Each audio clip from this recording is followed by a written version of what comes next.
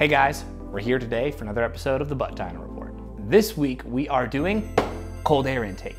Now this is the stock intake, and we're going to be taking a bit of a different approach on the before aspect of the Dyno Report, because I've told you the before for so many intake mods. We've got the silicone elbow tube, the turbo muffler delete, the turbo outlet pipe, and the throttle body pipe, and the K&N filter. We've talked a lot about it. So we're gonna take a different approach to before. The after is still gonna be the performance, but we're actually gonna talk about the design of the stock intake, because I think this one is very interesting. We're gonna compare it to my Audi that I've had, and we're gonna talk about some of the features of this, the secondary air injection, how this works, and then we're gonna get the cold air intake in and take it out and see how it sounds and see how it drives. So first, let's talk about just this, in my mind, not very good design. The reason this design is so interesting, and I think not very good, is the air takes a very serpentine route to get to the turbo to then get fed into the engine over here. I mean, it starts here to here, there's the throttle body over there, but the air comes in right here, and you'd think it would do that, but it doesn't. So the air comes in, it goes down, around, and up into a big filter, but the air kind of comes in here and out here, and there's this huge section on the end. Bit of wasted space, and then the air's kind of getting turbulent, getting thrown around, and then it goes back and around and over. Now I know the Mark 7 GTIs actually place the turbocharger closer to here, so then it kind of goes back and down immediately. It's a much shorter route to get to the turbo, and I think that is a very more efficient route. But this one is very strange. It's just banging off stuff going all over the place. So the Audi that I had was a very similar setup in terms of how it was banged around. I'm gonna mirror it for you on this side because the intake was actually on the other side. But with Volkswagen Audi, you're just gonna find very similar design. It came in, went over here, and then down, and then over, and then up. And the filter was right about in here, but mirrored on the other side. And then went to the back of the block to then get the air into the engine.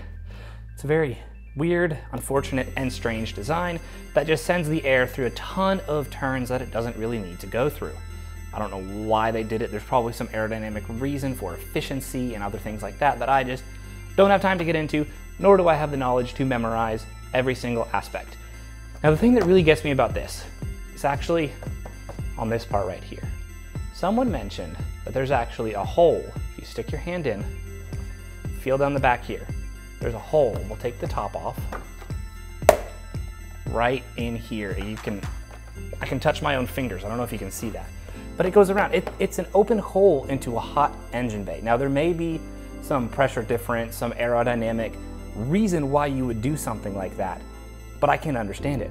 I was reading the forums and someone took off this piece, put a plate on the back to block it off, and said his engine responded better, improved his gas mileage. That was the big thing, not necessarily more horsepower, but improved gas mileage. And in the wake of Dieselgate, they're trying to improve mileage? Why don't they just block this off? It's very weird. Someone with a degree in aerodynamics could be able to tell you why they would do something like that, but it just, to me, that makes no sense to have it all coming around, going all over the place when you've got the intake right here, the mass airflow sensor right here, and it's a straight shot. There's a lot of different stuff you could do. I know APR makes an intake that just basically does that as a straight shot through, and that looks great. We have the integrated engineering intake, which takes a cone filter right about here and then sends it over. Still a very more direct route than what this is doing. Now the thing that gets me is because my car is most likely from California, it has the CBFA engine code, which means it has secondary air injection. I did research on it a long time ago. I probably should catch up on my knowledge, but I do understand it is for emissions. If I'm not mistaken, it sends cleaner air somewhere into the exhaust system on startup or something like that, just to make it a bit more of a cleaner air pass through the catalytic converter so that it's not being totally destroyed. I don't really know. A lot of people seem to just disregard it and kind of let it do its own thing. And I know for the Audi, there was a secondary air injection block-off plate that you could do. I believe mine had that as well. I mean, Volkswagen just does some very strange things. With the integrated engineering kit for this secondary air injection, you actually get, here, let me get it for a second, a cute little filter. Now this goes where the rubber grommets go underneath here. It kind of sandwiches in between the two. They kind of have it set up down below like this, where this comes around and hooks to the back. But cute little air filter. I love it. Thanks, integrated engineering. Y'all are cool. But with all that being said, I am ready to get this weird intake out of here and finally do a cold air intake, a genuine cold air intake, not just a filter, on a car that I owned. With the Audi, I had a K9 filter in there as well because it was cheap, easy, needed a new air filter anyway. But now I am ready for a full-fledged cold air intake, and I cannot wait to get it installed. So we're gonna get it in, and we're gonna take it out, and we're gonna see how it drives. If you would like to watch the full install video, please head over to my YouTube channel.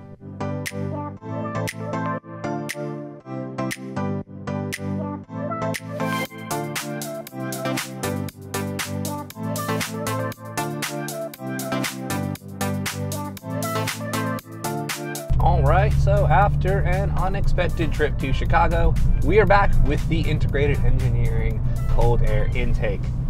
Now, tell you what, this has been so much fun to test out, to just see how it drives. It's really fun. The one thing I'm hesitant about is purely subjective, is the aggressive intake noise. I'm not sure I like it. It sounds not as aggressive as I thought. It's just, I'm like, that's pretty cool. But I don't know, I was waiting for a little bit more of an aggressive engine note. I think that probably comes more so with V6s and V8s than inline 4s. Straight 4s I was gonna say, but that's not usually how you see it. So if you listen, I'm in second. You can hear that intake noise as it's building boost. Might be a little quiet on the mic, but we'll figure out a way for you guys to hear it. The overall design of this intake is just fantastic though. It's a much straighter shot into the turbo to then get into the engine. I mean, you've got, unfortunately, just a little slot on the front grille for it to pull from. Wish there were some air scoops like they have in the Mark 7 that you could get. Maybe someone can make those, I have no idea. Maybe they exist somewhere and I just haven't found them yet. But some way to get a little bit more air up in there, because it kind of is just a little tiny slot, but it is a huge improvement over the stock design, that's for sure. One of the big things that I actually noticed is how smooth the engine and exhaust run together now. It's not struggling to get air in and out. It's so easy for it to get it in and out, and it's just, honestly, I don't know if there was any correlation to just runtime versus actually upgrading the intake, but the exhaust sounds better too. Sounds smoother. One of my favorite design aspects of the integrated engineering intake is actually how they incorporated a velocity stack into the mount for the filter.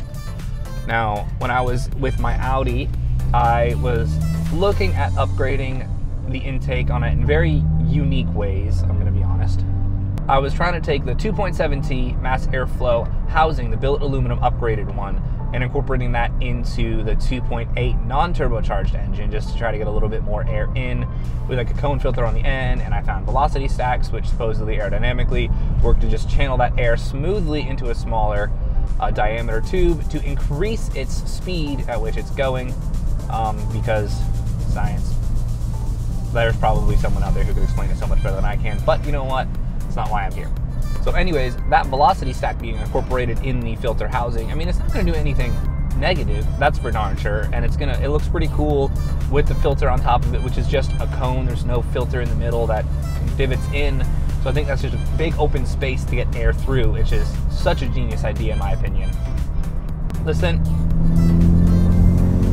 as it's building boost, you can definitely hear that intake sucking that air in quite aggressively. Like I said, it's a bit higher pitched than I thought it was gonna be, but you know what? We got a cold air intake, and I'm very happy. I really do actually like how IE did their heat shielding. It's not a fully enclosed system. It butts right up against the hood, so it blocks off a lot of the air coming over the top. There are some spaces underneath, but I would imagine it's minimal how much hot air you're getting in there, so it keeps it pretty cool. But it's pretty nice. Very nice material. Oh shoot, I don't even know what material it was again, but it's a metal more than a plastic, so kudos to them. You can very much hear it sucking that air in, and it is really fun to finally have 2 of the 3, intake and exhaust, on this car. Makes it very, very, very entertaining to drive. We're gonna sneak past this guy. Go for it.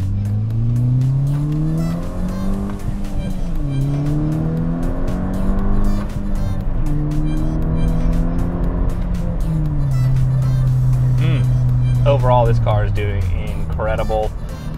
Absolutely love it. It is so fun. Everything is coming together so beautifully.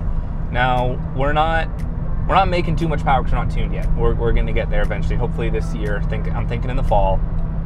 But you can tell each little thing is just helping the car make the performance it's designed to make that much easier. Now, there's going to be a little bit of increase in power because we have done so stinking much on the intake. A ton on the getting the air into the engine side, a little bit on getting the air out, not too much, but there's gonna be a little bit of increase in power and you can feel it.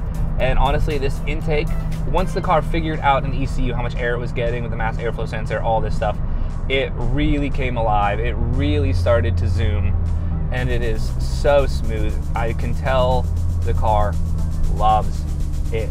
It is really running smoother than I've ever had it run before. It's so nice. Plant it.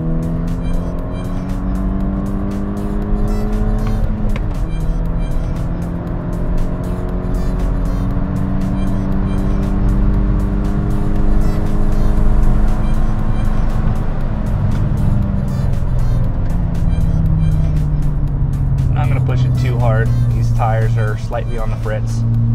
But you can definitely tell that top end power is holding so much better. I mean, I was just kind of eyeballing it 80 to 90, and it really was going much quicker than I've really seen it before. It's doing great.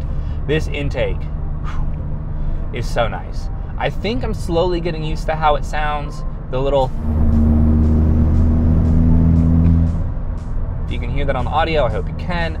There's just that little bit of, it is not really aggressive, I'd call it. Upgraded is really what I'd go for.